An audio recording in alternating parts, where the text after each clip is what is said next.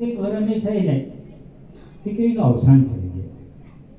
બાપની દીકરી બહુ યાદ આવે અને જઈ બાપને દીકરી યાદ આવે ને ત્યારે બાપની આંખમાંથી આંવડાની ધાર વહી જાય.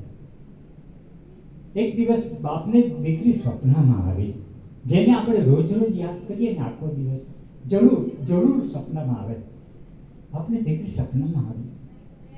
બાપે જોયું તો બધી એની ઘણી બધી બેનપણીઓ હતી ને, બધી બેનપણીઓના હાથમાં દીવા હતા. તો બાપે એની દીકરીને કીધું કે બેટા, તારી સાથે તારી બધી બેનપણીઓ છે ને એના હાથના દીવા પ્રગટે છે, અને બેટા તારો દીવો કેમ ઓલવાઈ ગયો? અને સારી દીકરી જે જવાબ આપે છે કે બાપુ મારો પણ દીવો પ્રગટતો હતો, પણ તમે મને જઈ યાદ કરીને રોવો છો ને તે તમારા આંખના આવડાથી મારો દીવો ઓલવાઈ જાય. બાપુ મારો દીવો ઓલવાઈ જાય છે.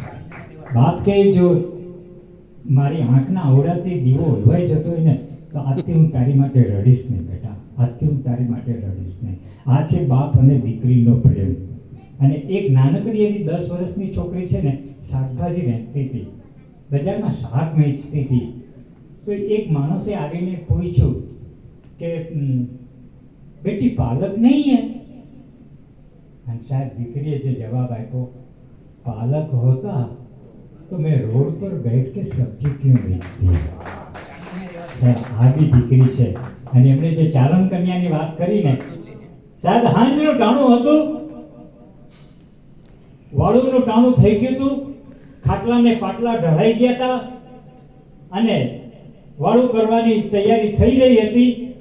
અને દૂરના જંગલમાંથી એક હવજ બકરીને મારી નાખવા માટે થઈને એની વાહે દોડે છે. તે આપણા રાષ્ટ્રીય શાયર ઝવેરચંદ મેઘાણીની નજર એના ઉપર પડી, કારણ કે એક 14 વર્ષની ચારણ કન્યા હાથમાં ડાંગ લઈને પોતાની બકરીને બચાવવા માટે થઈને એ હવજની વાહે જઈ દોડે છે.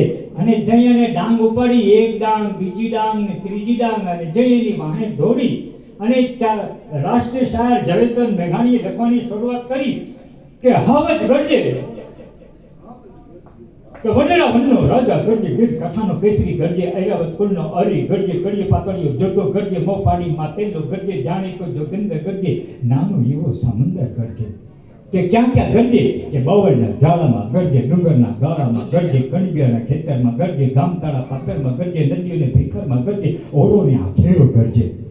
અને આ તરાર પાડનાર કોણ હતું? ત્યારે કવિ કહે છે કે ચારણ કન્યા. અને એ કોણ? કે 14 વર્ષની ચારણ કન્યા, ચંદરલિયાળી ચારણ કન્યા, સતસવાળી ચારણ કન્યા, બાળી ભોળી ચારણ કન્યા, લાધી ગોળી ચારણ કન્યા, અગરંતી ચારણ કન્યા, નેષ્ટિવાસી ચારણ કન્યા, જગદંબાસી ચારણ કન્યા, ડાંગુઠાળી ચારણ કન્યા, હાથીલોળી ચારણ કન્યા, પછોડોળી ચારણ કન્યા. ત્યારે કવિ સિંહને સંબોધીને નહીં પણ સિંહણને કહે છે કે સિંહણ તારો ભડવીર ભાગ્યો, રણમેલીને કાયર ભાગ્યો, ગિરનારનો રમનારો ભાગ્યો, હાથીનો હમનારો ભાગ્યો, ડુંગીના જોટાળો ભાગ્યો, મોટો થઈ ઉછાળો ભાગ્યો, અરે ના થઈ તું નારીથી ભાગ્યો, એક નાનકડી છોડીથી ભાગ્યો.